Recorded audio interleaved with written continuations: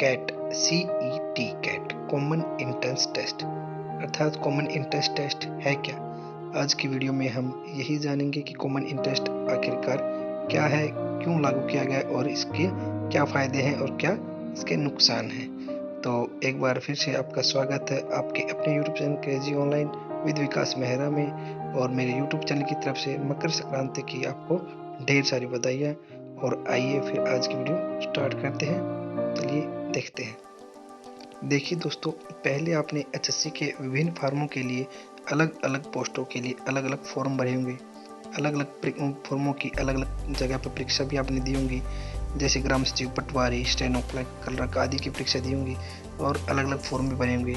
आगे से आपको ऐसा कुछ नहीं करना पड़ेगा। हरियाणा बोर्ड की तरफ यानी कि हरियाणा HSSC बोर्ड की तरफ से कॉमन एंट्रेंस टेस्ट लागू कर दिया गया, जो कि HTET और CTET की तरह होता है। देखिए, इस ग्रुप C और D सरकारी नौकरियों के लिए मान्य होगा। जैसे पात्रता होती है HTET की और CTET की, उसी प्रकार से कैट की भी एक पात्रता होगी, जो कि आपके भविष्य में फ़ायदे भी बहुत सारे करेगी। जिसमें कि आपकी यानी कि इसमें ये मान लीजिएगा, आगे जिसका स्कोर अच्छा होगा वही फॉर्म भरने के लिए और फॉर्म की ज्वाइनिंग या फिर किसी प्रकार से मान लो जैसे पात्रता होती है, उसी प्रकार से कैट भी एक किस्म से एक पात्रता मान्य होगी। इसका फॉर्म आप कैसे भरेंगे? कैट का फॉर्म भरने के लिए आपके पास एक तो फैमिली ID होनी चाहिए, परिवार पहचान पत्र, जो कुछ दिन पहले हरियाणा सरकार के द्वारा बनवाए गए थे। इनकी फैमिली कार्ड, जिसे फैमिली ID कहा जाता है, उसको फॉर्म भरने के लिए काफ़ी उसकी ज़रूरत पड़ेगी आपको। और आइए फिर इसकी योग्यता देख लेते हैं हम। इसकी योग्यता क्या होगी? कैट की योग्यता ग्रुप D और C दोनों भर्तियों के लिए मैं आपको बताऊंगा कैट की योग्यता।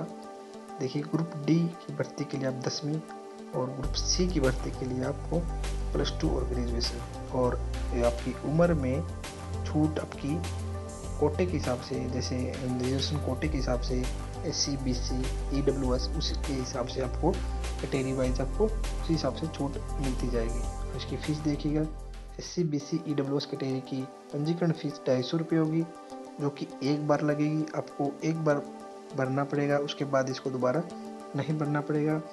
और ये साल में अभी तो एक बार लागू किया गया है, आगे भविष्य में क्या पता है इसको एक बार की जगह 2 बार भी लिया जाए, जैसे STET CTET लिया जाता है उसी प्रकार से।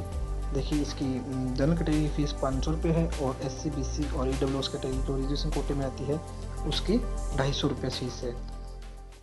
और देखिए, जैसे IBPS का पेपर हुआ करता था पहले दोस्तों, आपने पहले देखा था, जैसे IBPS का कुछ साल पहले यानी कि 3-4 साल पहले IBPS का पेपर हुआ करता था, उसकी एक पात्रता होती थी, स्कोर कार्ड दिया जाता था। उसी प्रकार से कैट है, उसी प्रकार से कॉमन एंट्रेंस टेस्ट है जिसका आपको फ़ायदा मिलेगा।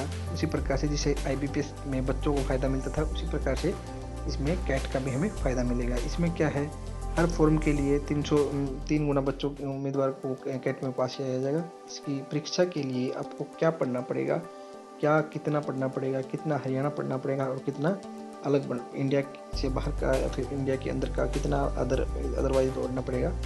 General awareness, reasoning, math, science, computer science और इंग्लिश और हिंदी, ये देखिए सब्जेक्ट हैं जिसमें 70% यानी 70 क्वेश्चन इसके होंगे। और हरियाणा GK के 30 क्वेश्चन यानी 30% हरियाणा और बाकी 70% अलग होंगे। तो देखिए, जिसमें 70% में GS होगी आपकी, और reasoning, math, science, computer science और इंग्लिश इत्यादि आपके क्वेश्चन ये इतने आएंगे 70% में। और 30% में हरियाणा की GK। पेपर की डेट देखिए, फॉर्म भरने के लिए 12 जनवरी 31 जनवरी लास्ट डेट होगी।